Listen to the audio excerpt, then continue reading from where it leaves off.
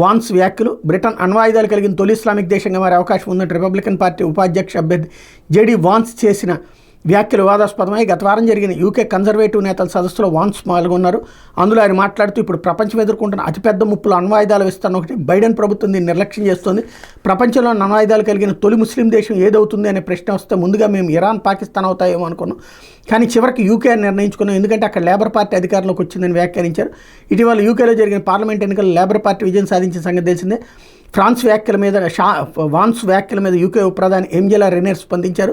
గతంలోనూ వాన్స్ పలుమార్లు ఇలాంటి వ్యాఖ్యలు చేశారని, ఆయన అభిప్రాయాలను తాము పట్టించుకోవట్లేదని పేర్కొన్నారు. మేము బ్రిటన్ ప్రజల తరపున పాలన అందిస్తాం, మా అంతర్జాతీయ మిత్ర దేశాలతో కలిసి పనిచేయాలనుకుంటున్నామని పేర్కొన్నారు. కాగా ఉపాధ్యక్ష అభ్యర్థిగా ప్రకటించిన తర్వాత వాన్స్ తన తొలి ఇంటర్వ్యూలో మాట్లాడుతూ చైనాపై కీలక వ్యాఖ్యలు చేశారు. అమెరికాకి డ్రాగన్ అతిపెద్ద ముప్పు అని అభివర్ణించారన్నట్టు వార్తని హైలైట్ చేశారు. లేకపోతే సాక్షి గూండా రాజ్ అన్నటువంటి వార్తని హైలైట్ చేసింది.